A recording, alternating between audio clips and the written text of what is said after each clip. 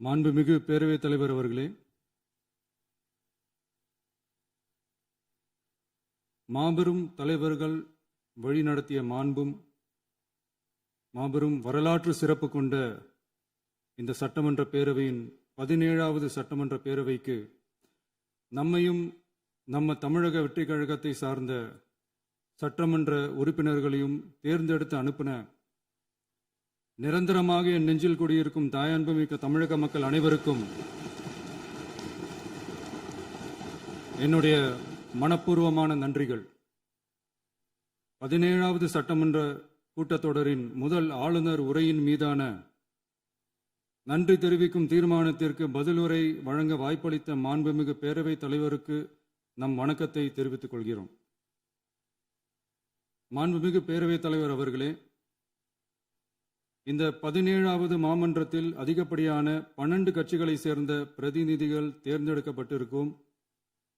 நாம கொள்கை ரீதியாகவும் நிலைப்பாடு ரீதியாகவும் வேறுபட்டு இருந்தாலும் மக்கள் பணி செய்வதுதான் நம்ம எல்லாருக்கும் பிரைமரியா இருக்கிற ஒரே எய்ம். அந்த வகையில தான் நம்ம எல்லாருமே நம்ம மக்களால் அங்கீகரிக்கப்பட்டு சட்டமன்றத்திற்கு வந்திருக்கிறோம். அதனால நாம கருத்தால் வேறுபட்டாலும் மக்கள் சேவை என்ற நோக்கத்தில் நம்ம மாநிலம் சார்ந்த விஷயங்கள்ல நம்ம எல்லாரும் ஒன்றிணைந்து பயணிச்சா நம்ம தமிழ்நாடு என்னைக்கும் எதிலையும் முதன்மை மாநிலமாக திகழும். ஆளுநர் உரைக்கு நன்றி தெரிவிக்கும் தீர்மானத்தில் பேசின மாண்புமிகு உறுப்பினர்களுக்கு நன்றி. எதிர்த்து பேசினாதான் எதிர்கட்சின்னு ப்ரூவ் பண்ண முடியும்னு நினைச்சுக்கிட்டு பேசின எதிர்கட்சியை சேர்ந்த எதிர்கட்சி தலைவர் உள்ளிட்ட மாண்புமிகு உறுப்பினர்களுக்கும் வணக்கமும் நன்றியும். பதிலுரை வழங்குற அதே நேரத்தில் நம்மளை சட்டமன்ற உறுப்பினராக தேர்ந்தெடுத்த பெரம்பூர் தொகுதி மக்களுக்கு நம்மளோட நெஞ்சார்ந்த நன்றிகள். அதே மாதிரி ராஜினாமா பண்ணிட்டாலும் நம்மளை தேர்ந்தெடுத்த திருச்சி கிழக்கு மக்களுக்கும் இந்த மன்றத்தில் நம்மளோட நன்றியை பதிவு செய்கிறோம். அப்புறம் நம்மளோட அரசியல் பயணத்தை பற்றியும் கொஞ்சம் பதிவு செய்ய விரும்புகிறோம். நாம் ஏதோ ஷூட்டிங்லேருந்து நேராக வந்து சிஎம் ஆன மாதிரியே சில பேர் ஒரு இமேஜ் கிரியேட் பண்ணுறாங்க. அவங்களுக்கு அவங்க ஆசைப்படுற லாங்குவேஜ்லேயே சொல்கிறோம், அது வெறும் ரீல் தான், ரியல் கிடையாது. ஒரு சாதாரண நடிகனாக தான் நம்ம கெரியர் தொடங்குச்சு. அப்புறம் அப்படியே சின்சியராக உழைச்சி மேலே வந்தோம். நம்ம கெரியரில் நாம் மேலே வந்ததுக்கு இந்த விஜய் ஒருத்தன் மட்டுமே காரணம் இல்லை, அவனோட உழைப்பு மட்டுமே காரணம் இல்லை. இந்த விஜயோட உழைப்புக்கும் உயர்வுக்கும் பின்னாடி இருக்கிற ஒட்டுமொத்த தமிழ்நாட்டு மக்களோட அன்பும் அரவணைப்பும் தான் காரணம். ஒவ்வொரு வீட்டில் இருக்க ஒவ்வொருத்தரும் நம்மளை அவங்க வீட்டில் ஒருத்தனா ஏற்றுக்கிட்டது தான் நமக்கு கடவுளும் மக்களும் தந்த மிகப்பெரிய வரம்.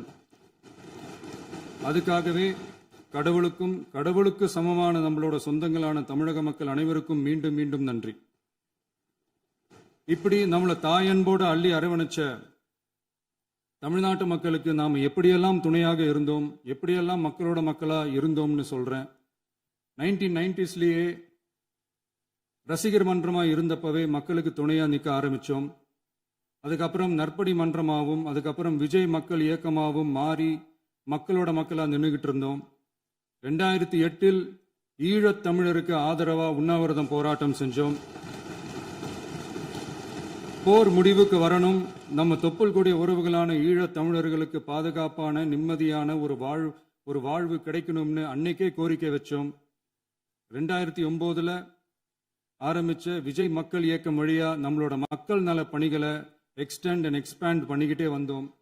கல்விக்கு துணையா இருந்தோம், சோஷியல் சர்வீஸ் செஞ்சோம், வெள்ள நிவாரணத்தில் துணையா இருந்தோம், கொரோனா காலத்தில் மக்களுக்கு தோள் கொடுத்தோம். விலையில்லா விருந்தகம், குருதியகம், முட்டைப்பால் ரொட்டி திட்டம், விழியகம், பயிலகம், நூலகம், இப்படி பல வழியில மக்களுக்கு துணையா இருந்தோம். அப்புறம் நம்மளோட திரைப்படங்கள்ல நம்மளால முடிஞ்ச வரைக்கும் ஊழல் எதிர்ப்பை சொன்னோம், சமூக நீதியை சொன்னோம், கல்வியை பத்தி சொன்னோம், அரசியலை பத்தி சொன்னோம். அரசியலை பத்தி பேசுனதுனால நம்ம படங்கள் சந்திச்ச இது வரைக்கும் சந்திக்கிற பிரச்சனையை பத்தி எல்லாருக்குமே தெரிஞ்சதுதான். இது மட்டும் இல்லாம 2011 நாகப்பட்டினத்தில் மீனவர் பிரச்சனைகளுக்கு ஆதரவாக ஒரு பெரிய பொதுக்கூட்டம் நடத்தினோம். மீனவர்கள் மீதான தாக்குதலை கண்டிச்சு பேசி அதில் நம்மளோட எதிர்ப்பை பதிவு செஞ்சோம். 2017 ஜல்லிக்கட்டு போராட்டத்தில் தமிழர் பண்பாட்டு உரிமைக்கான நம்மளோட ஆதரவை தெரிவித்தோம். 2018 ஸ்டெர்லைட் போராட்டம் துப்பாக்கி சூட்ல பாதிக்கப்பட்ட நம்ம சொந்தங்களை நேர்ல சந்திச்சு ஆறுதல் சொன்னோம். 2021 உள்ளாட்சி தேர்தலில் விஜய் மக்கள் இயக்க வேட்பாளர்கள் போட்டியிட்டு ஜெயிச்சாங்க. கல்வி விருது விழா நடத்தி சிறந்த மதிப்பெண் பெற்ற மாணவ மாணவிகளுக்கு ஊக்கத்தொகையும் பரிசும் கொடுத்தோம். 2024 தமிழக வெற்றி கழகத்தை ஆரம்பிச்ச உடனேயே CAA-வை எதிர்த்து அறிக்கை விட்டோம். அரசியல் கட்சி ஆரம்பிச்சு விழுப்புரம் மாவட்டத்தில் விக்கிரவாண்டியில் நம்மளோட முதல் மாநில மாநாட்டிய வெற்றி கொள்கை திருவிழாவை நடத்தினோம். தந்தை பெரியார், பெருந்தலைவர் காமராஜர், அண்ணல் அம்பேத்கர், வீரமங்கை வேலுநாச்சியார், மக்கள் சேவகர் அஞ்சலை அம்மாள்னு நம்மளோட 5 கொள்கை தலைவர்கள் அறிவிச்சோம். இந்தியாவிலே 2 பெண் ஆளுமைகளை கொள்கை தலைவர்கள் அறிவிச்ச ஒரே கட்சி நம்ம டிவிக்கு மட்டும்தான் என்ற பெருமையோடு அறிவிச்சோம். பெரியார் சொன்ன மாதிரியே அவர் சொன்னதுல நமக்கு ஏற்புடையதை மட்டும் எடுத்துக்கிட்டோம். அவரோட கடவுள் மறுப்பு கொள்கையில நமக்கு உடன்பாடு இல்லைன்னு ஓப்பனா அறிவிச்சோம். நமக்கு கடவுள் நம்பிக்கை உண்டுன்னு அறிவிச்சோம். யாரோட நம்பிக்கைக்கும் நாம் எதிரானவங்க இல்லைன்னு தெளிவா அறிவிச்சோம். பெண் கல்வி, பெண்கள் முன்னேற்றம், சமூக சீர்திருத்தம், சமூக நீதி, இப்படி பெரியாரோட கருத்துக்களை நிறையவே ஏத்துக்கிட்டோம்னு அறிவிச்சோம். அண்ணல் அம்பேத்கரோட சம வாய்ப்பு, சமநீதி, சமத்துவத்தை ஃபாலோ பண்ணுவோம்னு அறிவிச்சோம். பெருந்தலைவர் காமராஜரோட மதச்சார்பின்மையை ஏத்துக்கிட்டதோட அவரோட நேர்மையான நிர்வாகத்தையே ஒரு கொள்கையா ஏத்துக்கிட்டோம்னு அறிவிச்சோம். வீரமங்கை வேலு நாச்சியாரோட மண் மீட்பையும் சமூக நல்லிணக்கத்தையும் பின்பற்றுவோம்னு அறிவிச்சோம். மக்கள் சேவகர் அஞ்சலை அம்மாளோட விடுதலை வேட்கையையும் மக்களோட வாழ்வாதாரத்துக்காக உறுதியாக நிற்கிறதையும் பின்பற்றுவோம்னு சொன்னோம். எல்லாருக்கும் எல்லாமும் கிடைக்கணும், எம் மதமும் நம் மதம்னு சொல்லி மதச்சார்பற்ற சமூக நீதி தான் நம்ம கொள்கைன்னு அறிவிச்சோம். நம்ம கொள்கை எதிரி யாரு, அரசியல் எதிரி யாருன்னு ஓப்பனா அறிவிச்சோம். எல்லாத்துக்கும் மேல பிறப்புக்கும் எல்லா உயிர்க்கும்ன்றத நம்மளோட அடிப்படை அரசியல் கோட்பாட்டா அறிவிச்சுட்டு தான் அரசியலுக்கே வந்தோம். நம்ம மதுரை மாநாட்டில் நம்மளோட தேர்தல் அரசியல் மற்றும் ஆட்சி அதிகார அரசியல் வழிகாட்டியா அறிஞர் அண்ணாவையும் புரட்சி தலைவர் எம்ஜிஆரையும் ஏத்துக்கிட்டதா அறிவிச்சோம். அப்புறம் இன்னனையும் நாம இங்க பதிவு செஞ்சே ஆகணும். எல்லாரும் கட்சி ஆரம்பிச்சுட்டு தான் ஒவ்வொரு வீட்டுக்குள்ளேயும் போவாங்க. ஆனா நாம ஒவ்வொரு வீட்டுக்குள்ளேயும் போனதுக்கு அப்புறம் தான் கட்சியவே ஆரம்பிச்சிருக்கிறோம். ஒவ்வொரு வீட்டில் ஒவ்வொருத்தரும் நம்மள அவங்க பிள்ளையா, மகனா, அண்ணனா, தம்பியா ஏத்துக்கிட்டதும் இயல்பா நடந்துச்சு. தமிழ்நாட்டு மக்களோட மனசுக்குள்ள போறதுக்கு நாம பட்ட பாடு நமக்கு மட்டும்தான் தெரியும். இதெல்லாம் புரிஞ்சாலும் புரியாத மாதிரி இருக்கிறவங்க தான் நம்மள நடிகன் என்று சொல்லியும் நம்ம கட்சியை நடிகன் கட்சின்னு சொல்லியும் சில நக்கல், நையாண்டி இதெல்லாம் பேசுவாங்க. அதை பத்தி நமக்கு கவலை இல்லைன்னு வைங்க. இப்படி நம்ம அரசியல் பயணம் ரொம்ப டிரான்ஸ்பரண்டா தான் ஆரம்பிச்சிருக்கு. இந்த 2026 தேர்தலில் கூட்டணியே இல்லாமல் தனியா நின்னோம்.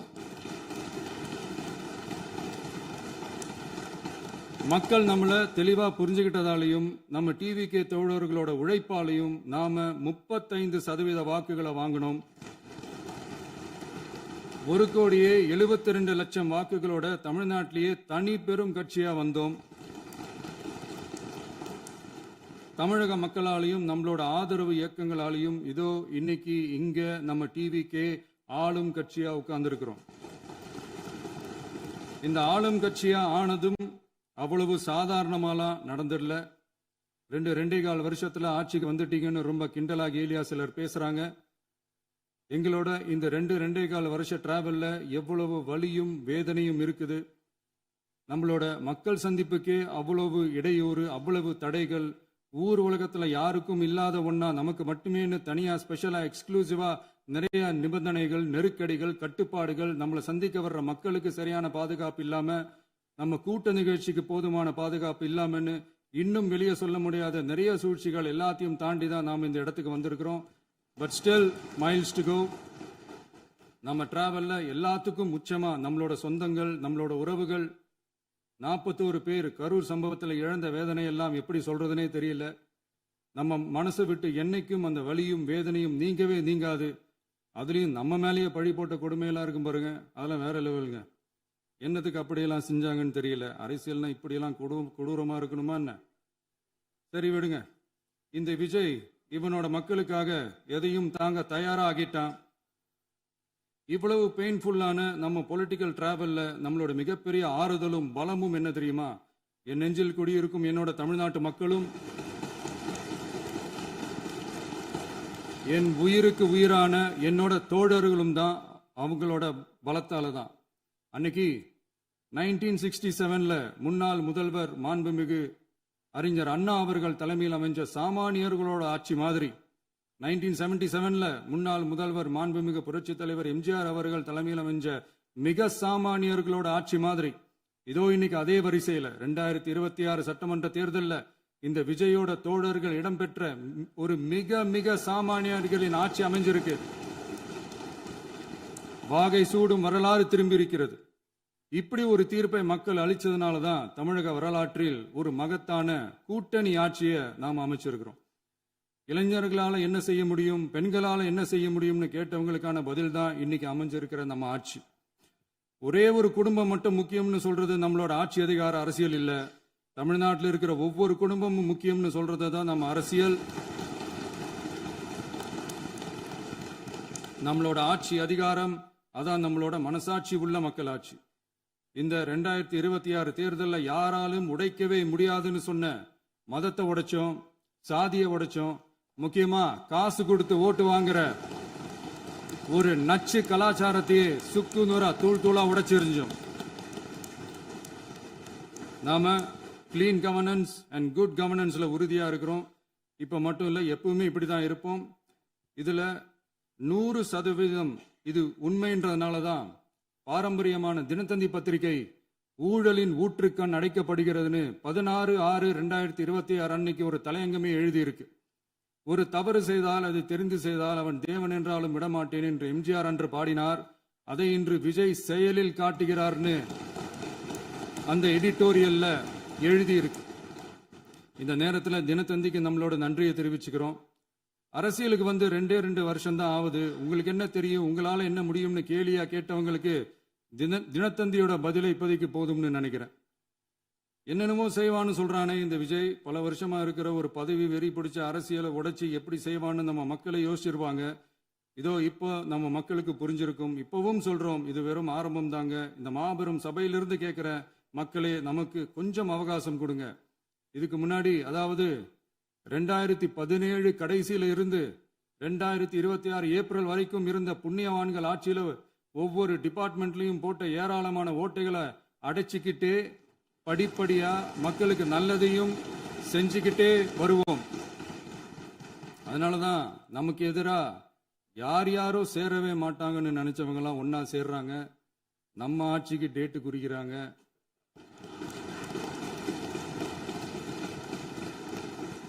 சரி, அவங்கள நம்ம மக்களே பார்த்துப்பாங்க, அதை விடுங்க. நாம ஆட்சிக்கு வந்து சரியா 40 நாள் ஆகுது. அதுக்குள்ள என்ன செஞ்சீங்கன்னு கேட்கிறாங்க. ஒரு லிஸ்ட் ஒன்று சொல்றேன் கேளுங்க. பெண்கள் பாதுகாப்புக்காக சிங்கப்பெண் சிறப்பு படை, 200 யூனிட் வரை கட்டணமில்லா மின்சாரம், போதைப் பொருள் ஒழிப்புக்காக தனிப்படை, குறுவை நெல் சாகுபடியை ஊக்குவிப்பதற்காக 134.83 கோடி சிறப்பு தொகுப்பு திட்டம், வழிபாட்டு தலம், ஸ்கூல், பஸ் ஸ்டாண்டுன்னு அதுக்கு பக்கத்தில் இருக்கிற 717 மதுபான கடைகள் மூடப்பட்டன. அங்க வேலையில் இருந்தவர்களுக்கு வேறு கடைகளில் வேலை, கவனிக்கப்படாமல் விடப்பட்ட அம்மா உணவகங்கள் புதுப்பிக்கப்பட்டன. பத்திரப்பதிவு துறையில் பகல் கொள்ளைக்கு ஃபுல் ஸ்டாப் வைக்கப்பட்டுள்ளது. வருகையில்லா ஆவண பதிவு முறை கொண்டு வர உத்தேசிக்கப்பட்ட செயல்பாட்டில் உள்ளது. அரசு மற்றும் தனியார் மருத்துவமனையில் ஸ்கேன் மையங்களில் கருவுறுவதற்கு முன் மற்றும் பின் ஏற்படும் தவறுகளை கண்காணிக்கவும், மருத்துவ நிறுவனம் முறைப்படுத்தும் சட்ட விதிகள் பின்பற்றப்படுகிறதா என கண்காணிக்கவும், மருத்துவ மற்றும் ஊரக பணிகள் இயக்கத்தின் பயன்பாட்டிற்காக 40 புதிய வாகனங்கள் வழங்கப்பட்டுள்ளது. கூட்டுறவு வங்கியின் ஏழை எளிய மக்கள் வாங்கிய கடனுக்கு முதல் முத்தாய்ப்பாக ரூபாய் 2045 கோடி தள்ளுபடி வழங்கி ஆணையிடப்பட்டுள்ளது. ஒன்றிய அரசிடம் கேட்டுக்கொண்டதற்கிணங்க கடந்த 2 வருடமாக நிறுத்தி வைக்கப்பட்ட இருந்த ஜல் ஜீவன் மிஷன் திட்டம் புதுப்பிக்கப்பட்டு ஜல் ஜீவன் மிஷன் திட்டம் 2.0 நடைமுறைக்கு கொண்டு வரப்பட்டுள்ளது. 18,500 கோடி அளவில் உறுதியளிக்கப்பட்ட காஞ்சிபுரம் மாவட்டத்தில் மைய விரிவாக்க திட்டம், கோயம்புத்தூரில் மின்னணு பொருட்கள் மற்றும் மின்னணு அமைப்புகள் உற்பத்தி திட்டம், மற்றும் திருவள்ளூர் மாவட்டத்தில் காட்டுப்பள்ளி LNT கப்பல் கட்டும் தளம் விரிவாக்க திட்டத்திற்கு ஒப்பந்தங்கள் போடப்பட்டுள்ளன. அனைத்து நிர்வாக நடவடிக்கைகளும் மின்னணு முறையில் மாற்றம் கொண்டு வர நடவடிக்கை எடுக்கப்பட்டு வருகிறது. சட்டவிரோத கல்குவாரி மற்றும் அனுமதியின்றி கனிமங்களை எடுத்துச் செல்வது தடுக்கப்பட்டுள்ளது. பல்வேறு குவாரிகள் சீல் வைக்கப்பட்டுள்ளன. கனிமங்களை கண்காணிப்பது, எல்லைகளை நிர்ணயிப்பது மற்றும் ஆளில்லா விமானம் மூலம் அளவீடு செய்வது போன்றவற்றை செயல்படுத்துவதற்கான பணிகள் மேற்கொள்ளப்பட்டு வருகின்றன. அனைத்து துறைகளிலும் அலுவலர் தலையீடு இல்லாமல் லஞ்ச லாவண்யமற்ற தமிழகத்தை உருவாக்க அனைத்து நடவடிக்கைகளும் முடுக்கிவிடப்பட்டுள்ளது. இதெல்லாம் சாம்பிள் தான், இன்னும் இருக்கு. இந்த வெறும் 40 நாளுக்குள்ளேயே இவ்வளவு செஞ்சிருக்கோம்னா இனி வர்ற நாட்கள்ல கொஞ்சம் கொஞ்சமா படிப்படியா ஸ்டெடியா உழைச்சி லஞ்ச லாவண்யம் இல்லாத, ஊழல் இல்லாத, பெண்களுக்கு பாதுகாப்பான, சுதந்திரமான, டிரான்ஸ்பரண்டான தமிழ்நாட்டை நம்ம சொந்தங்களான தமிழக மக்களுக்கு தர்றது தான் நம்மளோட ஒன் அண்ட் ஒன்லி டார்கெட். கண்டிப்பா அதை நிறைவேற்றியே காட்டுவோம். 8 கோடி மக்கள் நம்மளோட இருக்கிறப்போ ஏங்க அதை செய்ய முடியாது? மாண்புமிகு பேரவைத் தலைவர் அவர்களே, தமிழ்நாட்டின் கருவூலம் எப்படி திசை மாறி உருமாறி தேய்ந்து ஓய்ந்து கிடக்கிறதுன்னு சொன்னாங்க. திசை மாறி உருமாறி தேய்ந்து ஓய்ந்துன்னு வசனம் மாதிரி ரைமிங்கா இல்லாம வளமான இலக்கியமா இதே சபையில பேசினவங்களோட திறமையான ஆட்சியில நடந்த நிதி மேலாண்மையை பத்தி வெள்ளை அறிக்கையா வெளியிட்டோம். வெள்ளை அறிக்கை வந்ததிலிருந்தே கண்ணை கட்டுதுங்க. அந்த காலத்துல தான் பிள்ளையோ பிள்ளை, தொல்லையோ தொல்லைன்னு சொன்னாங்க. அதே மாதிரி தாங்க அவங்க ஆட்சியாலையும் அவங்களாலையும் இன்னைக்கு தமிழ்நாட்டுக்கே தொல்லையோ தொல்லை. இப்படி ஒரு நிலைமையை உண்டாக்கி வச்சுட்டு இவங்க சொல்றாங்க நமக்கு ஆட்சி செய்ய தெரியாதுன்னு. நம்ம அமைச்சர்களுக்கும் நம்ம சட்டமன்ற உறுப்பினர்களுக்கும் ஒன்றும் தெரியாதுன்னு. ஆமாங்க, எங்களுக்கு தெரியாதுதான். எங்க சட்டமன்ற உறுப்பினர்களுக்கும் அமைச்சர்களுக்கும் மக்கள் பணி செய்ய தெரிஞ்ச அளவுக்கு மக்கள் பணத்தை சுருட்ட தெரியாதுதான்.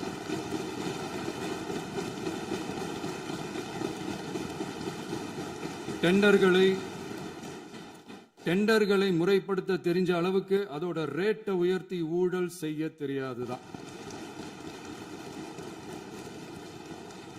பதவி உயர்வு வழங்கவும் பணி இடமாற்றம் கலந்தாய்வு நடத்தவும் தெரியுமே தவிர பதவி உயர்வுக்கும் பணியிட மாற்றத்திற்கும் பணம் பறிக்க தெரியாதுதான். புதிய பணியிடங்கள் உருவாக்க தெரியுமே தவிர அந்த பணியிடங்களை பணத்துக்கு விற்க தெரியாதுதான். கோயில்கள்ல நடக்கிற நிர்வாக சீர்கேட்டை தடுக்க நீங்க பேசுங்க, நீங்க கண்டிப்பா பண்ணுங்க. கோயில்கள்ல நடக்கிற நிர்வாக சீர்கேட்டை தடுக்க தெரியுமே தவிர கோயில் பணத்தை கொள்ளையடிக்க தெரியாதுதான். தங்கத்தை உருக்கி தாரை வார்க்க தெரியாதுதான். கனிம வளத்தை பாதுகாக்க தெரிஞ்ச அளவுக்கு கனிமத்தை வித்து கொள்ளையடிக்க தெரியாதுதான்.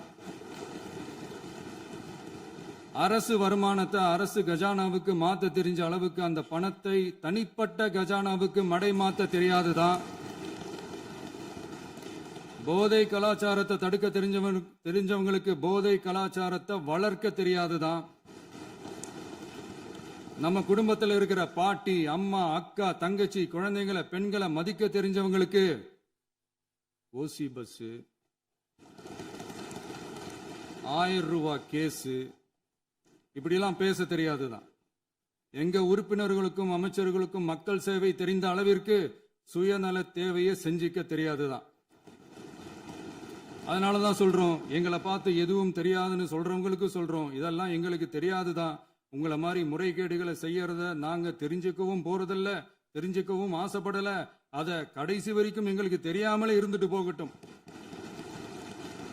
அதனால நாங்களும் எங்க மக்களும் வெரி வெரி ஹாப்பி தான். மாண்புமிகு பேரவைத் தலைவர் அவர்களே, எதிர்ப்பவர்கள் எதிர்க்கட்சி என்பதற்காக எங்கள் ஆட்சி மீது 1000 பழி போடலாம். ஆனாலும் தமிழக மக்களுக்கு உண்மையை உணர்த்த வேண்டியது நம்மளோட கடமை. மின்வெட்டை பொறுத்தவரை தமிழ்நாடு மின்மிகை மாநிலமாக இருந்தாலும் கடந்த காலங்களில் ஏற்பட்ட நிர்வாக குளறுபடிகளும் மின்சார சாதனங்கள் மற்றும் மின் மாற்றிகளில் ஏற்படும் பழுதாலும் வேண்டுமென்றே சிலரின் நடவடிக்கைகளாலும் இந்த மின்வெட்டிற்கு காரணமாக உள்ளது. மின் விநியோக மீட்பு நடவடிக்கைகளை ஒருங்கிணைப்பதற்காக எதிர்பாராமல் இரவு நேரங்களில் ஏற்படும் மின் தடங்களை விரைந்து சரி செய்வதில் 10 உயர்மட்ட கண்காணிப்பு குழுக்கள் மற்றும் 125 சிறப்பு மின் தடை நீக்க ரோந்து வாகனங்கள் வழங்கப்பட்டு 24 மணி நேரமும் கண்காணிக்கப்படுகிறது. கூடுதலாக தற்போது 77 புதிய மின் தடை நீக்க மையங்களும் உருவாக்கப்பட்டுள்ளன. விரைவில் இந்த மின்வெட்டு நிலைமை அறவே நீக்கப்படும். மாண்புமிகு பேரவைத் தலைவர் அவர்களே, நம்ம விவசாயிகள் எல்லாரும் நம்மளை நல்லா புரிஞ்சுக்கிட்டு தமிழக வெற்றி கழகத்தை ஏத்துக்கிட்டாலும் எதிர்க்கட்சிகளோட தூண்டுதலால சில இடங்கள்ல சில போராட்டங்கள் நடக்குது.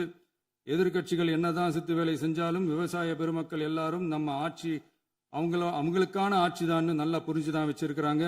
இந்த வருஷம் எல் நினோ விளைவா எப்பவும் இருக்கிறத விட இந்த டைம் மழை குறையுங்கிறதையும் நம்ம விவசாயிகள் உணர்ந்துதான் இருப்பாங்க. இருந்தாலும் நம்ம அரசு நம்ம விவசாயிகளோட வாழ்வாதாரத்துக்காக பக்கபலமாகவும் உறுதியாகவும் துணை நிற்கும்ங்கிறத தெரிவிச்சுக்கிறோம். நம்ம தமிழகத்தில் ஏற்கனவே நடந்த அதி அற்புதமான சூப்பரான நிர்வாக திறன் கொண்ட 50 வருஷ அரசியல் அனுபவம் கொண்ட 2.0, 3.0, 4.0 பல 0.0 மாடல் ஆட்சி நடத்த கனவு கண்டவங்களோட அட்டகாசமான ஆட்சிக்காரங்க பல்வேறு விதமான நிதி நெருக்கடியை நம்ம மக்களுக்கும் நமக்கும் பரிசா கொடுத்துட்டு போய் இருந்தாலும் கூட்டுறவு வங்கிகளின் மூலம் 75,000 வரை பயிர்கடன் பெற்று குறு சிறு இதர பெரு விவசாயிகளுக்கு 100% முழுமையான பயிர்கடன் தள்ளுபடியும் 75,000க்கு மேல் கடன் பெற்றவர்களுக்கு குறைந்தபட்சமாக 35,000 பண பயன் கிடைக்கும் அளவிற்கு மொத்தம் 14,43,504 விவசாயிகளுக்கு ரூபாய் 5,932.23 கோடி பயிர்கடன் தள்ளுபடி வழங்கப்பட்டுள்ளது. மாண்புமிகு பேரவைத் தலைவர் அவர்களே, நாம ஒன்றியத்தில் கூட்டுறவு கூட்டாட்சி, மாநிலத்தில் சுயாட்சி என்ற கொள்கையை கொண்டவங்க தான் ஏற்கனவே அறிவிச்சிருக்கிறோம். தற்போதைய ஒன்றிய அரசு சார்ந்த கட்சியுடன் அரசியலில் கொள்கை அளவில் நேர் எதிராக நிற்கிறவங்க தான் நாம. அதே சமயத்தில் எதுக்கெடுத்தாலும் கண்ணை மூடிக்கிட்டு ஒன்றிய அரசோட மோதல் போக்கை விரும்புறவங்க நாம இல்ல. நமக்கு எப்பவுமே தமிழகத்தின் வளர்ச்சி மட்டும்தான் முக்கியம். அதுக்காக நம்மளோட அரசியல் ரீதியான கொள்கைகளையோ மாநில உரிமைகளையோ கொஞ்சம் கூட விட்டு கொடுக்கவே மாட்டோம். அதுல ரொம்ப தெளிவாகவும் உறுதியாகவும் இருக்கிறோம். இனியும் இப்படித்தான் இருப்போம். அதுல ஒருபோதும் மாற்றமே இருக்காது. அதனால இதுல யாரு திசை திருப்ப வேலையில் ஈடுபட்டாலும் அவங்க எல்லாரும் மக்கள் மத்தியில் தோற்பது உறுதி. எனவே நம்ம மக்களுக்கோ சிறுபான்மை சகோதரர்களுக்கோ நம்ம ஆதரவு இயக்கங்களுக்கோ எந்தவித சந்தேகமும் வேண்டாம். நாம் யாரோட டீமும் இல்ல. நாம எப்பவுமே பியூரான பீப்புள்ஸ் டீம். இன்னும் சொல்ல போனா நாம secular team, social justice team. மாண்புமிகு பேரவைத் தலைவர் அவர்களே, அரசு விழாக்கள், கல்வி நிறுவனங்கள் மற்றும் பல அதிகாரப்பூர்வ நிகழ்ச்சிகளோட தொடக்கத்தில் நம்ம தமிழ்தாய் வாழ்த்த பாடுறது தான் வழக்கமா இருக்கு. தமிழ்தாய் வாழ்த்த பொறுத்த வரைக்கும் நம் அரசு இதுல நம்மளோட உறுதியான நிலைப்பாட்டை ஒன்றிய அரசுக்கு மிக தெளிவா தெரிவிச்சிருக்கு. அது இல்லாம இதில் மாநில அரசின் கொள்கைக்கு ஏற்ப ஒன்றிய அரசின் அறிவிக்கையில் திருத்தம் மேற்கொள்ள கோரிக்கையும் விடுக்கப்பட்டுள்ளது. நீட் தேர்வை பொறுத்தவரை கிராமப்புற மற்றும் பொருளாதார ரீதியாக பின்தங்கிய மாணவர்களுக்கு சமமான வாய்ப்பை வழங்குவதில்லை. மருத்துவ கல்வியில் சமூக நீதி மற்றும் சம வாய்ப்பை நீட் பாதிக்கிறது என்பதை உணர்கிறோம். எனவே மருத்துவ படிப்புகளுக்கான சேர்க்கையை 12ஆம் வகுப்பு மதிப்பெண்களின் அடிப்படையில் நடத்த வேண்டும் என்று நமது அரசு வலியுறுத்தி வருகிறது. மத்திய அரசிடம் நீட்டிலிருந்து தமிழ்நாட்டிற்கு விலக்கு வழங்க வேண்டும் என்று கோரிக்கை விடுத்துள்ளது.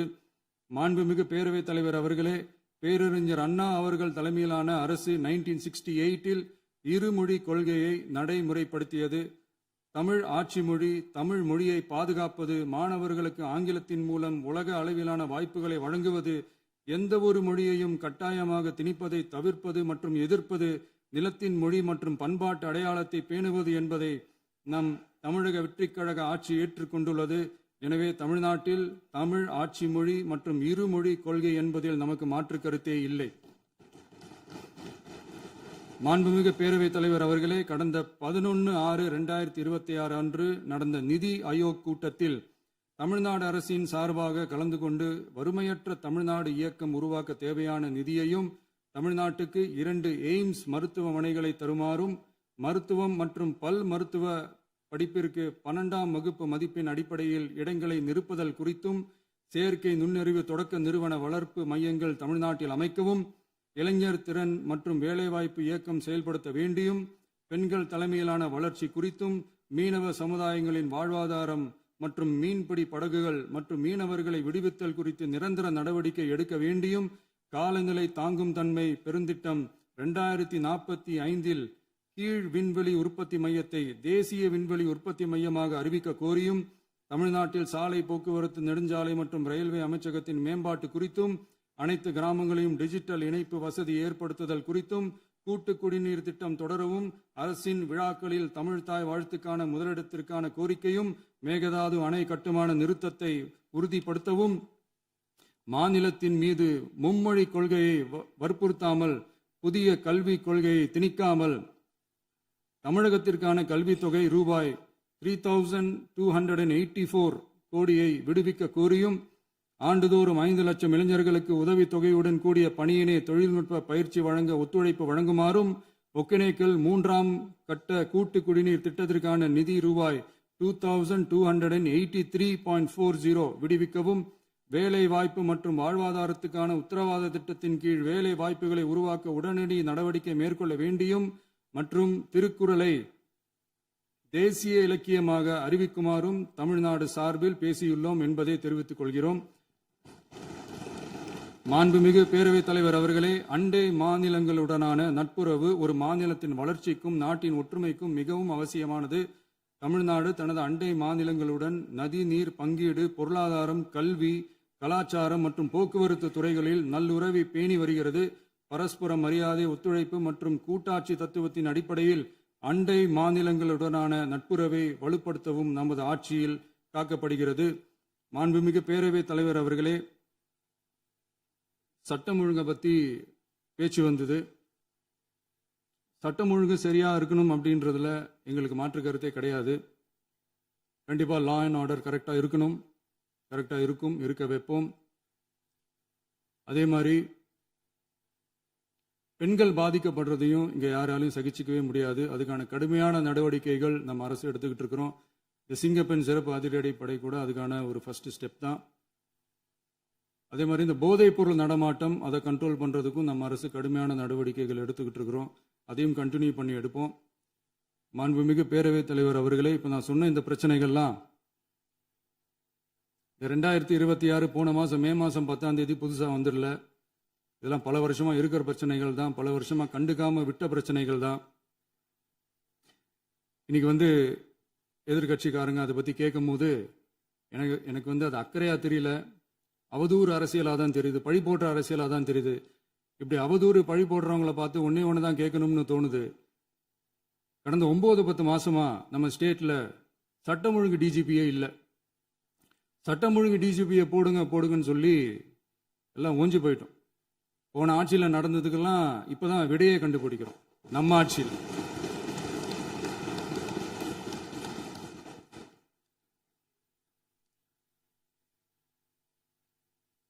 இந்த போதைப் பொருள் நடமாட்டம்லாம் தாறுமாற அப்படியே பரவி கொட்டி கிடக்குது.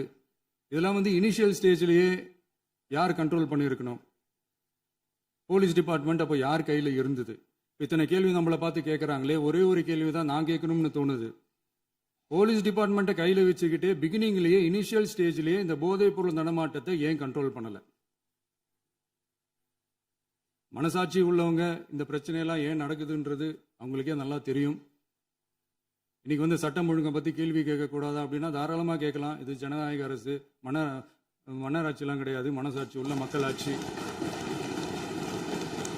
அதனால கேள்வி கேட்கலாம், எல்லாருக்கும் எல்லா உரிமையும் உண்டு. விமர்சனம் செய்யலாம், எல்லாருக்கும் எல்லா உரிமையும் உண்டு.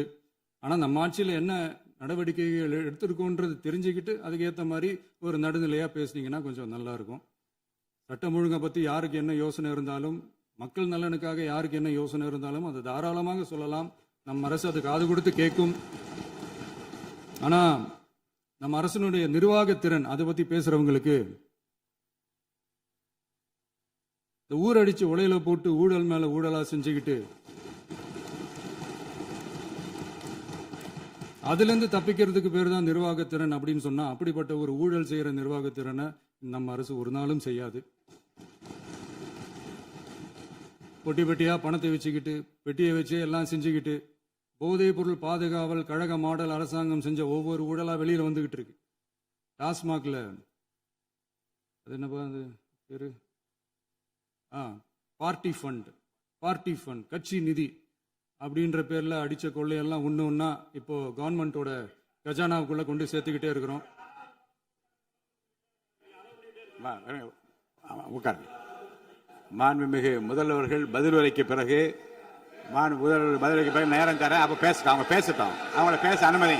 உட்காருங்க உட்காருங்க.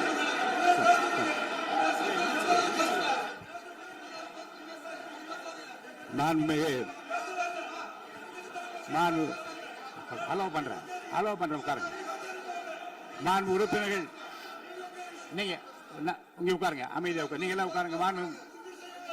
உட்காருங்க உட்காருங்க. மாண்புமிகு நீங்க எல்லாரும் உட்காருங்க.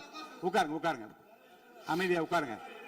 இருங்க உட்காருங்க. அப்புறம் நீங்க என்ன உட்காருங்க. நான் கொடுப்பேன். உட்காருங்க. நான் பாயிண்ட் ஆஃப் ஆர்டர் கொடுங்க. நான் கொடுக்குறேன்.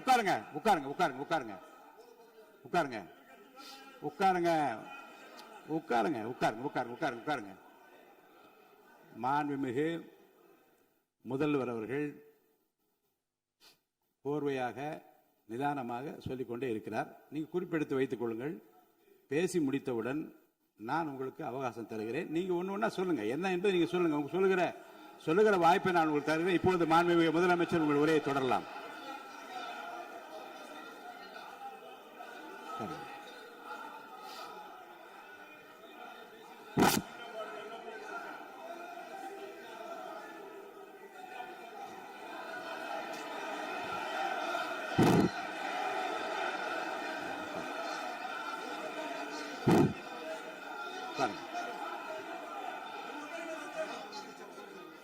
நான் எழுந்த பிறகு உட்கார்றதான் முறை. உட்காருங்க.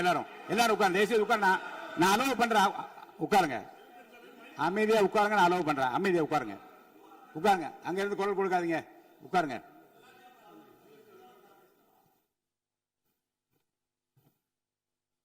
இனிமையான இந்த விவாதத்தில் இதுவரை குறுக்கீடுகள் இல்லாமல்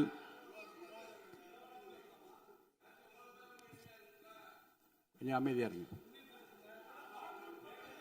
மாண்புமிகு முதல்வர் அவர்கள் பேசி முடித்தவுடன் பாயிண்ட் ஆஃப் ஆர்டர் கேட்டிருக்கீங்க. நான் அனுமதிக்கிறேன்.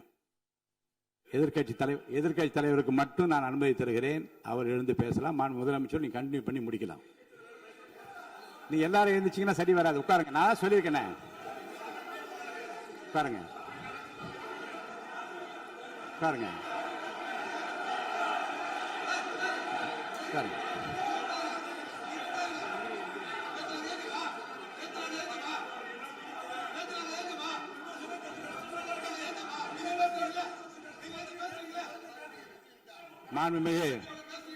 மாண்பு உறுப்பினர்கள் அமைதி காக்க வேண்டும். நேற்று எதிர்க்கட்சி தலைவர் பேசுகிற போதும் அவர் பேசுகிற எல்லாவற்றுக்கும் நான் அனுமதி அளித்தேன். அதில் பாயிண்ட் ஆஃப் கேளுங்க. அந்த விவாதத்தில் கேளுங்க. இப்போதும் மாண்புமிகு முதலமைச்சர் அவர் பேசி முடித்த பிறகு நான் உங்களுக்கு அதுக்குரிய அவகாசத்தை தருகிறேன். நீங்க கேள்வி கேளுங்க. கேட்கிற உரிமையும் விளக்கத்தை பெற்றுக்கொள்ள உரிமை உங்களுக்கு இருக்கிறது. அதற்கு அவகாசத்தை நான் தருகிறேன்.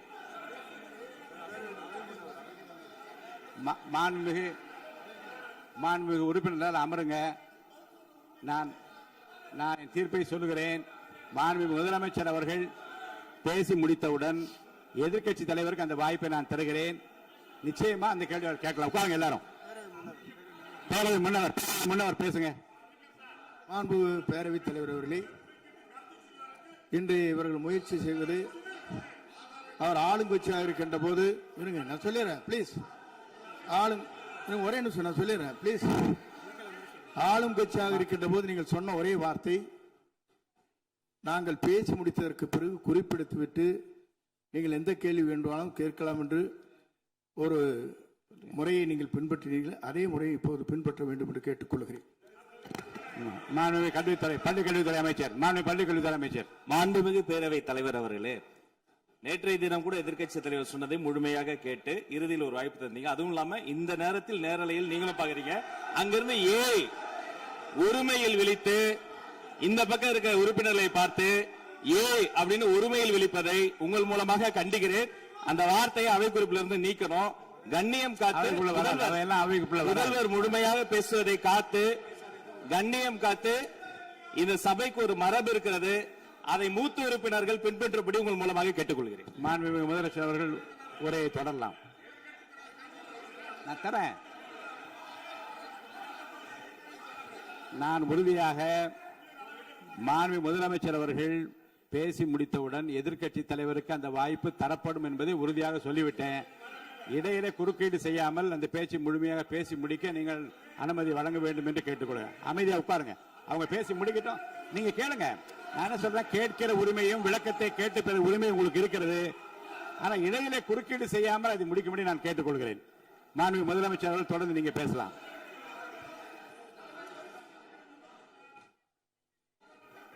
எதிர்க்கட்சி தலைவர்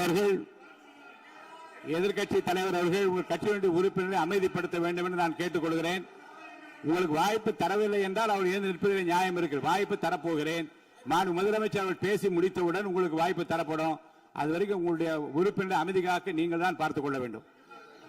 மாண்புமிகு அவை முன்னவர்.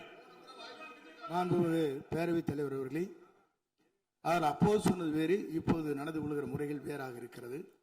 அன்றைக்கு அவர் சொல்லுகிற போது அமைச்சர் அத்தனை பேரும் பேசி முடித்ததற்கு பிறகு உங்களுடைய கருத்துக்கள் யாராவது தெரிவிக்கலாம். இப்போது பின்பற்றினால் நன்றாக இருக்கும். நீங்கள் அதற்காகத்தான் சொன்னீர்கள். முதலமைச்சர் பேசியதற்கு பிறகு எதிர்க்கட்சி தலைவர் அவர்கள் பேசுவதற்கு வாய்ப்பளிக்கிறோம் என்று சொல்லியிருக்கிறார்கள். ஆகவே அந்த வாய்ப்பை நீங்கள் இல்ல அது பதில் சொல்லணும்னு கேட்டிருக்காங்க. பதில் சொல்லணும் தான் சொல்லியிருக்காங்க. பதில் சொல்லினா தங்க பிரச்சனை இல்ல. அப்படி இல்ல. ஆகவே இல்ல நேற்றைய தினம் நீங்கள் அப்படி பேசிக்கொண்டது ஆறாவது இல்ல. நேற்றைய தினம் உங்கள் பேசுகிற போது ஆறாவது குறுக்கிட்டார்களா? நீங்கள் பேசுகிற போது யாருமே குறுக்கிடவில்லை. நீங்க எவ்வளவு பேசினீர்கள், எவ்வளவு வார்த்தைகள் பேசினீர்கள் என்பதெல்லாம் எங்களுக்கு தெரியும். யாருமே அதில் குறுக்கிடவில்லை. இது முதலமைச்சர், எங்கள் முதலமைச்சர் எதிர்க்கட்சி தலைவர் பேசுகிறவர் யாரும் குறுக்கிட வேண்டாம் என்று சொன்னார்கள். அதை நாங்கள் பின்பற்றினோம். ஆனால் இன்றைக்கு நீங்கள் பின்பற்றவில்லை என்றால் வேதனையாக இருக்கிறார். முன்னவர் நேற்று எதிர்க்கட்சி தலைவர் பேசுகிற போது அடுக்கடுக்காக குற்றச்சாட்டுல வைத்தார். இப்போ அதற்குரிய மாண்புமிகு பொதுப்பணித்துறை அமைச்சர்கள் காலையில் அலுவலகத்தை சந்தித்து அவர்கள் சாட்டிய குற்றச்சாட்டுகளுக்கெல்லாம் ஆதாரங்களை எல்லாம் நான் கொண்டு வந்திருக்கிறேன் என்று சொன்னேன். நான் நேற்று அந்த விஷயம் நேற்றோடு முடிந்து விட்டது. ஆதாரங்களை கொடுங்கள்.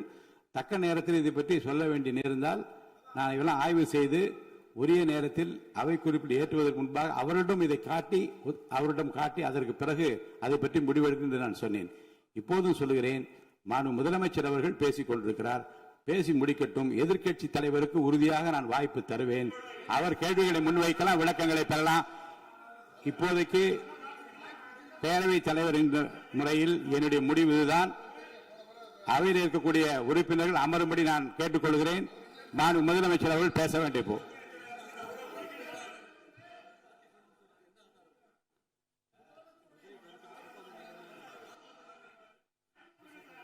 மாண்புமிகு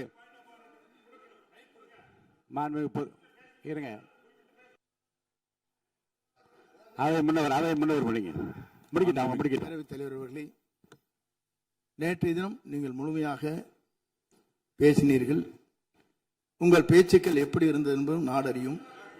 இருந்தாலும் கூட நாங்கள் அமைதியாக இருந்தோம். இல்ல நீங்க இருங்க. ஒவ்வொரு வார்த்தைக்கு இருங்க. நீங்க மின்வெட்டையில நீங்க சொன்னீங்க. உங்களுடைய முன்னாள் அமைச்சர் ஆற்காடு வீராசாமி இருக்கிற போது மின்வெட்டால் தான் நாங்கள் ஆட்சியே மாறியது என்றெல்லாம் சொன்ன கதையெல்லாம் இருக்கு. அதெல்லாம் சொன்னோம்னாங்க. நாங்களே அமைதியா இருந்தோம். அதுக்கு அங்கே தயவு செய்து எதிர்க்கட்சி தலைவருக்கு வாய்ப்பளிக்கிறார்கள். அந்த வாய்ப்பை நீங்கள் அவர் முதலமைச்சர் பேசியதற்கு பிறகு பேசினால் அழகாக இருக்கும். அவை முன்னர் பள்ளிக்கல்வித்துறை அமைச்சர். மாண்புமிகு பேரவைத் தலைவர் அவர்களே, அவர் ஒரே ஒரு வார்த்தையை தான் சொன்னார். பார்ட்டி ஃபண்ட் என்ற வார்த்தையை கேட்டு எதிர்க்கட்சி நண்பர்கள் கோபப்படுகிறார்கள். ஆனால் அதன் மீது உங்களுக்கு பாயிண்ட் ஆஃப் ஆர்டர் தருவதாகவும் நீங்கள் சட்டப்பேரவை தலைவர் சொல்கிறீர்கள். நேற்றைய தினம் இதே போல வெற்றி தலைவர் அவர்களினுடைய வழிகாட்டில் வளர்ந்த நாங்கள் சகிப்புத்தன்மையோடு அவர்கள் பல வார்த்தைகள் சொன்னார்கள். புதிதாக சோஃபா மாடல் என்றார்கள், குதிரை பேரம் என்றார்கள், எத்தனையோ வார்த்தைகள் சொன்ன போது சகிப்புத்தன்மையோடு அதை கேட்டு பொறுமையாக இருந்தோம். குதிரை பேரம் எல்லாம் அவைக்குள் நீக்கப்பட்டு விட்டது. சரி, சோஃபா மாடல் என்று சொன்னார்கள். ஆதாரம் கேட்டு இப்படி எழுந்து நாங்கள் கொந்தளிக்காமல் ஒரு சட்டமன்றத்தில் ஒரு உறுப்பினர் எப்படி நடந்து கொள்ள வேண்டும் என்பதற்கு எடுத்துக்காட்டாக தமிழக வெற்றி கழகத்தின் உறுப்பினர்கள் நடந்து கொண்டார்கள். இப்போது மதிப்பிற்குரிய எதிர்க்கட்சி தலைவர் அவர்களே, உங்கள் ஊடாக நான் கேட்பது என்னவென்றால், அவர்களினுடைய கட்சி உறுப்பினர்களை அவர் அமைதிப்படுத்தி முதல்வர் அவர்கள் உரையை முழுமையாக கேட்டு சகிப்புத்தன்மைக்கு சட்டமன்றத்தில் இந்த பக்கம் மட்டுமல்ல அந்த பக்கமும் எடுத்துக்காட்டாக இருப்பதற்கு அவர் வழிவகை செய்ய வேண்டும் என்று உங்கள் மூலமாக கேட்டுக்கொள்கிறேன். மாண்புமிகு பொதுப்பணித்துறை அமைச்சர்.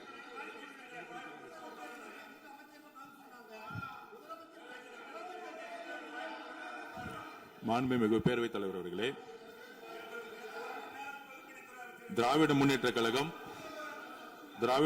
கழகம் முதல் நாளில் இந்த சபையுடைய மரபையும் பாரம்பரியத்தை பற்றியும் நமக்கு வகுப்படுத்தார்கள். அந்த மரபுப்படி எங்களுடைய தலைவருடைய வழியில் இந்த சட்டசபையுடைய நிகழ்வுகளில் நாங்கள் கலந்து கொண்டிருக்கிறோம். நேற்றைய எதிர்க்கட்சி தலைவர் பேசும்பொழுது எவ்வளவோ வார்த்தைகள் உண்மைக்கு புறம்பாக சட்டத்திற்கு எதிராக ஒரே நிமிஷம் பேசுறேன். சட்டத்திற்காக பேசும் பொழுது நாங்கள் அமைதியாக இருந்தோம். ஒரு 2-3 முறை தான் அவரு பேசும்போது மினிஸ்டர்கள் நின்னாங்க. ஆனா இன்னைக்கு மாண்புமிகு முதலமைச்சருடைய முதல் உரை, கடந்த 4 நாட்களாக திராவிட முன்னேற்ற கழகம் முதலமைச்சர் ஏன் பேசலன்னு சொல்லிட்டே இருந்தாங்க. இன்னைக்கு பேச ஆரம்பிச்ச உடனே அவர் சொன்ன வார்த்தை பார்ட்டி ஃபண்ட் சொன்னார். எந்த பார்ட்டின்னு சொல்ல. ஆனா அந்த வார்த்தைகள் சொல்லி முடிஞ்ச உடனே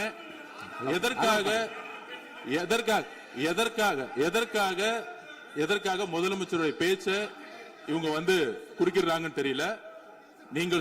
நீங்கள் சொன்னது படி முதலமைச்சர் பேச வேண்டும். பேசிய பின்பு கருத்துகளுக்கு பதிலளிக்க அவர்கள் பதிலளிக்கும், நாங்களும் பதிலளிக்க தயாராக இருக்கிறோம். பதிவு பண்றோம்.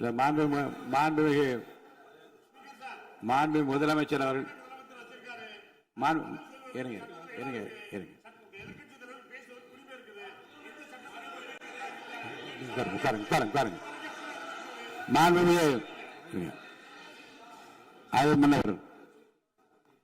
மரபு இருக்கிறது. எப்போது வேணும் பாயிண்ட் ஆஃப் ஆர்டர் இருக்கலாம். இருந்தாலும் கூட நீங்க அந்த மரபை நீங்க கடைபிடித்தீங்களா உங்க ஆட்சியில? நீங்க முன்னவர் முன்பு எப்படி நடந்தால் என்பதை பற்றியோ, முன்பு நடந்த நிகழ்வுகள் பற்றியோ நீங்கள் சொல்லி மீண்டும் இந்த அவையினுடைய மாண்பை குறைக்க வேண்டாம் என்று நான் கேட்டுக்கொள்ள வேண்டாம். இப்போது உள்ள பிரச்சனை, மாண்பு முதலமைச்சர் அவர்கள் தன்னுடைய பேச்சை உறுதி செய்து முடிக்க வேண்டும். அவர் முடித்த பிறகு எதிர்க்கட்சி தலைவருக்கு நான் நிச்சயமாக வாய்ப்பு தருவேன். அவர் கேள்வி கணைகளை தொடுக்கலாம், சந்தேகங்களை கேட்கலாம். விளக்கம் தருவதற்கு மாண்பு முதலமைச்சர் அவர்கள் தயாராக இருக்கின்றார். அமைதியாக அமரும்படி நான் கேட்டுக்கொள்கிறேன். இப்ப நான் அனுமதிக்க முடியாது. மாண்பு முதலமைச்சர் உரையை தொடரலாம்.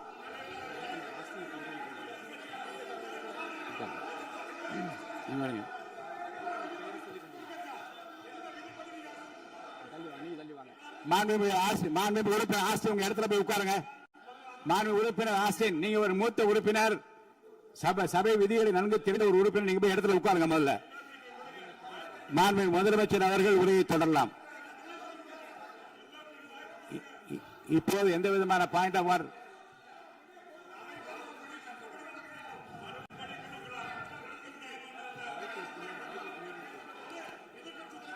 நான் வாய்ப்பு இல்லை என்று சொன்னால் நீ எழுந்து நிற்பதிலே நியாயம் இருக்கிறது.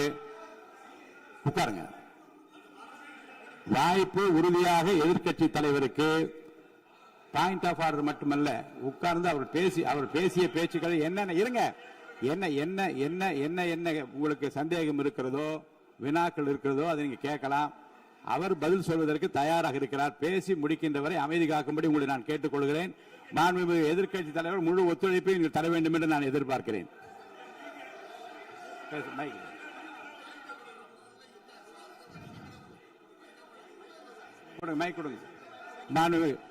மாண்புமிகு எதிர்க்கட்சி தலைவர், பேரவைத் தலைவர், நீங்க உட்காருங்க. நேற்று நான் பேசும்போது சில அமைச்சர்கள் குறுக்கிட்டு பேசினாங்க. அதற்கு நீங்க அனுமதி கொடுத்தீங்க. அதே மாதிரி இன்னைக்கு முதலமைச்சர் பேசும்போது சில வார்த்தைகள், தவறான வார்த்தைகள் பேசுறாரு. அவர் பார்ட்டி ஃபண்ட் அப்படின்னு சொல்லியிருக்கிறாரு. அவர் அமைச்சர் அவரு அந்த பார்ட்டி ஃபண்ட் எந்த பார்ட்டின்னு கூட சொல்ல தைரியம் இருந்தா சொல்லுங்க, நாங்க அதெல்லாம் ஃபேஸ் பண்ண தயாரா இருக்கோம். எதையும் ஆதாரத்தோடு எதையும் பேசுங்க. இங்க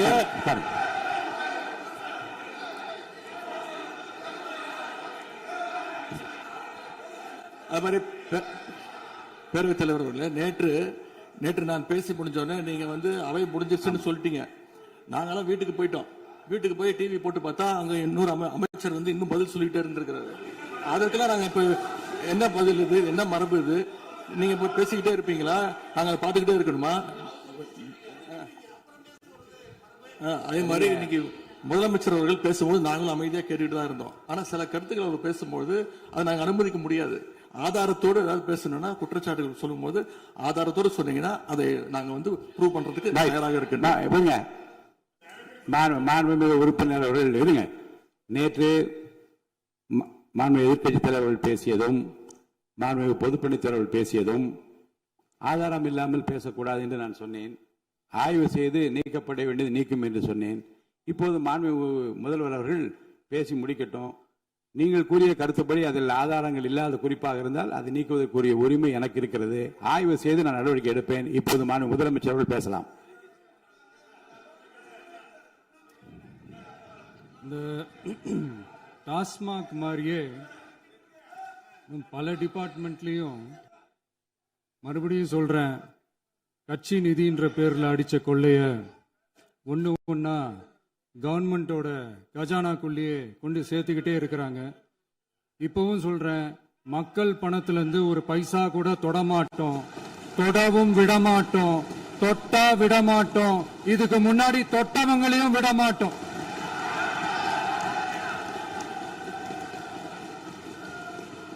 ஒவ்வொரு ஊழலா வெளியில வரும் போலே, ஒவ்வொரு வேஷமா கலைஞ்சிரும் போல இங்க இருக்கிற நிறைய பேரு நடுங்கி போய் இதுல நம்ம மேல அவதூறு வேற. இப்ப புதுசா ஒரு வெப்பன் ஒண்ணு கொண்டு வந்திருக்காங்க. அது என்ன தெரியுமா? அவங்க தயவால தான் நம்ம ஆட்சி நடக்குதாம். மக்கள் தயவால இந்த ஆட்சி நடந்துகிட்டு இருக்கு. மனசாட்சி உள்ள சக்திகளோட ஆதரவால இந்த ஆட்சி நடந்துகிட்டு இருக்கு. நாங்க தான் அனுப்பி வச்சோம் அப்படின்றாங்களே.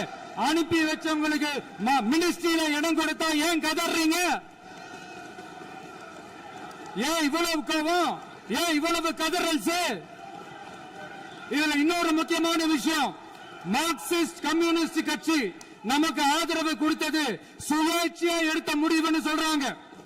அதே மாதிரி இந்திய கம்யூனிஸ்ட் கட்சி நமக்கு ஆதரவு கொடுத்தது சுயேட்சையா எடுத்த முடிவுன்னு சொல்றாங்க. இதுல எங்க இருந்து நாங்க தான் அனுப்பி வச்சோம்னா புரியலையே. மக்களுக்கு நல்லா புரியும், எல்லாத்தையும் தெளிவா பார்த்துக்கிட்டு இருக்கிறாங்க.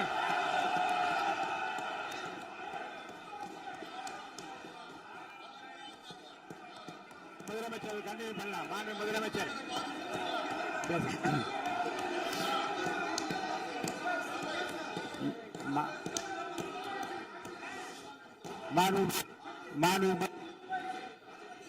முதலமைச்சர் கண்டினியூ பண்ணலாம்.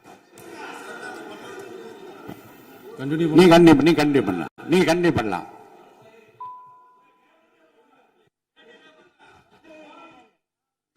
இந்த சமூக நீதி அரசுன்னு சொல்றவங்களை பார்த்து கேட்கிறேன், நம்ம பட்டியலின சகோதரர்களுக்கு எத்தனை அமைச்சர் பதவி கொடுத்தீங்கன்னு கொஞ்சம் சொல்ல முடியுமா?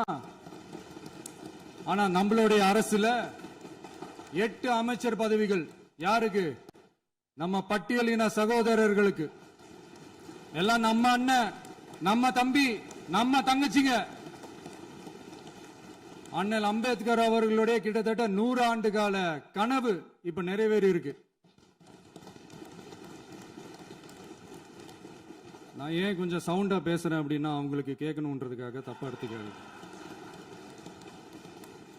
அதே மாதிரி பெண்களோட பாதுகாவலர் நாங்க தான் அப்படின்னு சொல்லிக்கிறவங்களை கேட்கிறேன், எத்தனை பெண்களுக்கு அமைச்சர் பதவியில இடம் கொடுத்தீங்க கொஞ்சம் சொல்ல முடியுமா?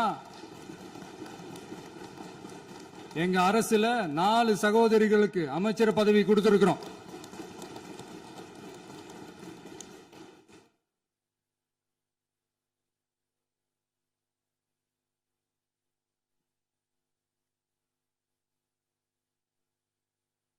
அதனால மக்களால் நிராகரிக்கப்பட்டு மக்களால் அகற்றப்பட்டவங்களுக்கு ஒன்னே ஒன்று சொல்லிக்கிறோம், தப்பே செய்ய மாட்டோம், ஊழலே செய்ய மாட்டோம், நேர்மையா தான் இருப்போம், நியாயமா தான் இருப்போம் அப்படின்னு சொல்றவங்களால மட்டும்தான் கூட்டணி ஆட்சி அமைக்க முன்வரும். ஆட்சியிலையும் பங்கு, அதிகாரத்திலையும் பங்கு கொடுக்க முன்வரும். ஊழல்லையே ஊறி போனவங்களால இந்த கூட்டணி ஆட்சியோ ஆட்சியிலையும் பங்கு அதிகாரத்திலையும் பங்கு கொடுக்க முன்வராது. மெஜாரிட்டி இருந்தாலும் தரமாட்டாங்க, மெஜாரிட்டி இல்லைனாலும் தரமாட்டாங்க. கேட்டா ரெடிமேடா ஒரு பதில் ஒண்ணு வச்சிருப்பாங்க, கூட்டணி ஆட்சியை மக்கள் விரும்ப மாட்டாங்கன்னு. அதே மக்கள் தான் இப்ப அவங்கள பார்த்து சிரிக்கிறாங்க. நான் பதவியேற்ற அன்னைக்கு கொஞ்சம் டைம் அவகாசம் கேட்டேன். எதுக்கு கேட்டேன்? நிதி நிலைமைலாம் கொஞ்சம் மோசமா இருக்குது, அதெல்லாம் கொஞ்சம் சரி செஞ்சுக்கிட்டே படிப்படியா கொஞ்சம் கொஞ்சமா நான் கொடுத்த வாக்குறுதிகள்லாம் செயல்படுத்துவேன், அதுக்காக கொஞ்சம் டைம் அவகாசம் கேட்டேன். நான் ஏதோ வேற எதுக்காகவோ வேற யாருக்காகவோ ஏதோ அவகாசம் கேட்ட மாதிரி. அடுத்து இங்க சபையில இல்லாதவங்களை பத்தி பேச வேண்டாம்னு நினைக்கிறேன்.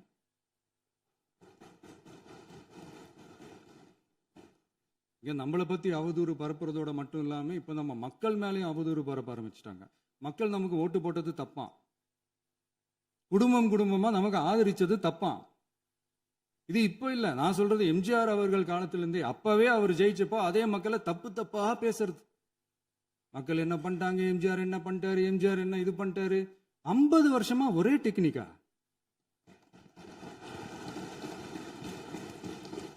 டெக்னாலஜி எல்லாம் மாறி வேற எங்கேயோ போயிட்டு இருக்கு பஸ். இதுல கொஞ்சம் டெக்னிக்காச்சும் கொஞ்சம் மாத்தினா கொஞ்சம் நல்லா இருக்கும். அதனால மக்களுக்கு யூஸ்ஃபுல்லா இருக்கிற மாதிரி இந்த ஆக்கப்பூர்வமான கருத்துக்களோ ஆக்கப்பூர்வமான யோசனைகளோ இருந்தா சொல்லுங்க, அதை நாங்க டெஃபரெண்டா எடுத்துக்கிறோம். ஆனா அதை விட்டுட்டு இந்த நக்கல் நையாண்டி சம்பந்தம் இல்லாத பேச்சு இதெல்லாம் பேசிட்டு அப்புறம் முதல்வர் பதில் சொல்லல, முதல்வருக்கு பதில் சொல்ல தெரியல அப்படின்னா அப்புறம் என்ன சோஃபா மாடல் ஆட்சியா? அது என்னன்னு புரியறதுக்கே எனக்கு ரொம்ப நாள் ஆச்சு. இந்த sofa set, table chair, teapoy, furniture பிசினஸ்லாம் வேற எங்க வெளியில போய் பண்ண சொல்லுங்க. அப்படி அந்த பிசினஸ் தான் பண்ணணும்னா நிறைய பிசினஸ் பண்ற மாதிரி வெளியில போய் பண்ண சொல்லுங்க, இங்க சட்டசபைக்குள்ள வேணாம். அதனால ஆக்கப்பூர்வமான கருத்துக்கள் இருந்தா சொல்லுங்க, டெஃபினட்டா அது சரியா இருந்தா நாங்க ஏத்துக்கிறோம். எனக்கு ஒரு குட்டி கதை ஒண்ணு ஞாபகம் வருது, சொல்லாமா? ஒரு ஊர்ல ஒரு பெரியவர் வெயில் ரொம்ப ஜாஸ்தியா இருக்குன்னு சொல்லிட்டு கண்ணுக்கு மேல கை வச்சுக்கிட்டு இப்படி சுத்தி முத்தி தேடிக்கிட்டு இருந்தாராம். அப்ப கூட இருந்த ஒரு சின்ன பையன் என்ன தேடுறீங்க அப்படின்னு கேட்டானா. அதுக்கு அந்த பெரியவர் சொன்னாரா, அது ஒண்ணு இல்ல தம்பி, உங்க அப்பா இங்கதான் இருப்பாருன்னு சொன்னாங்க, அதான் தேடிக்கிட்டு இருக்கேன், எங்க உங்க அப்பாவையா காணோம்?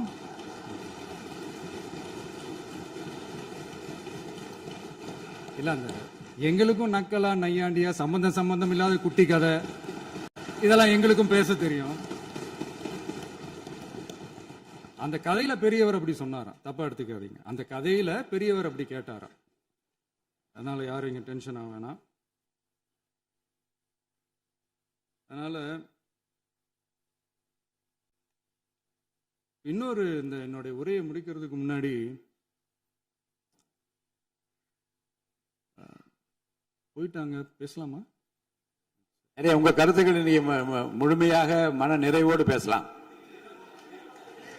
டிவியில சரி. அதான் 5 நிமிஷம் பேசுனதுக்கே கொளத்தூரி இந்த ஆட்டம் அடிச்சு பேசுனா அப்புறம் என்ன பண்றது? கடைசியா நான் இந்த உரையை முடிக்கிறதுக்கு முன்னாடி ஒரு முக்கியமான ஒரு விஷயம் பத்தி சொல்லணும். ஆளுநர் உரை அன்னைக்கு இந்த தமிழ் தாய் வாழ்த்துக்கு அப்புறம் தேசிய கீதம் பாடினது தப்பு, தேசிய கீதம் 2 முறை பாடினது தப்பு, அப்படி ஒரு நிகழ்வு இதுக்கு முன்னாடி இந்த சட்டசபையில நடந்ததே கிடையாது, அந்த மரபையே மாத்திட்டீங்க, இப்படி ஒரு பெரிய ஒரு போர் மாதிரி எதிர்கட்சியை சார்ந்தவங்கலாம் சொன்னாங்க இல்லையா? அந்த மாநில உரிமை போராளிகளை, அந்த மரபு காக்கிற உரிமை போராளிகளை ஒரே ஒரு கேள்விதான் கேட்கணும். 2021 ஆகஸ்ட் 2 ஞாபகம் இருக்கா? Centenary celebration of Tamil Nadu legislature.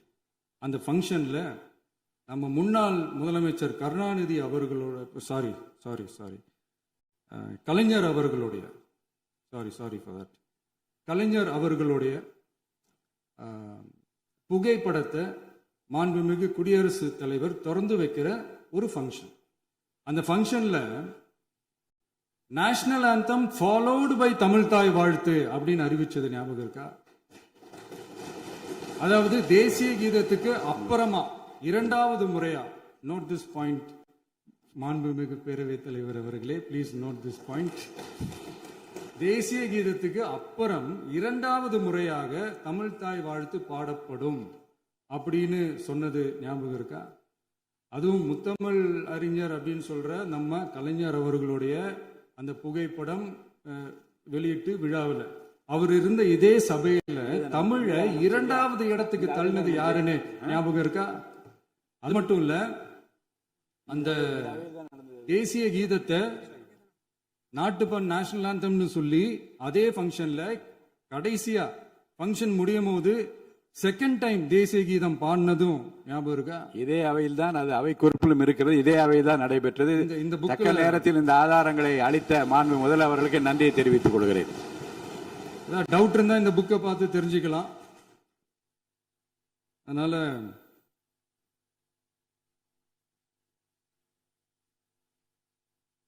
இதெல்லாம் கேட்டா என்ன சொல்லுவாங்கன்னா, அது ஜனாதிபதி கலந்துகிட்ட ஃபங்க்ஷன், அதெல்லாம் அப்படிதான், அதெல்லாம் கண்டுக்க கூடாது அப்படின்னு சொல்லுவாங்க.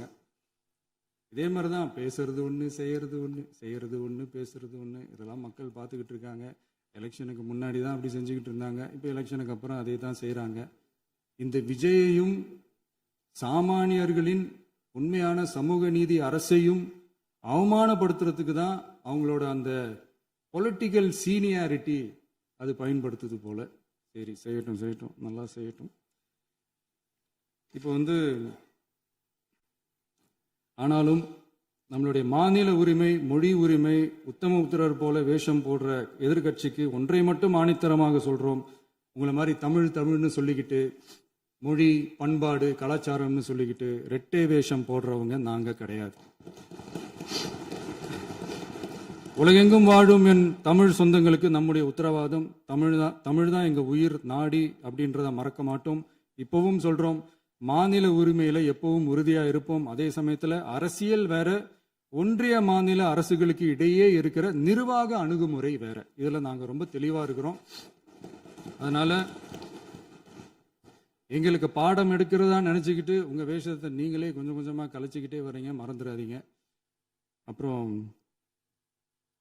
நேத்து எதிர்கட்சி தலைவர், மாண்புமிகு எதிர்கட்சி தலைவர் பேசும்போது நிறைய பேசினாங்க. அதுல ஒண்ணு மட்டும், அரசு சொல்றதா நினைச்சுக்கிட்டு நம்மளை இன்டைரக்டா ஈவில் அப்படின்ற அந்த வார்த்தையை யூஸ் பண்ணாங்க. எனக்கு ஒண்ணுதான் சொல்லணும்னு தோணுது. ஈவில்ஸ்னு டெவில்ஸ் பேசக்கூடாது.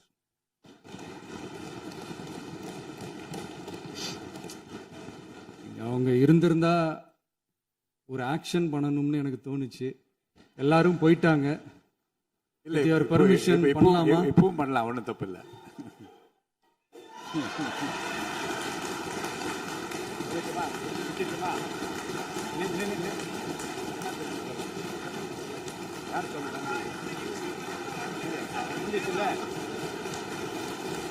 எழுந்து சொல்லணுமா, உட்காந்து சொல்லட்டுமா?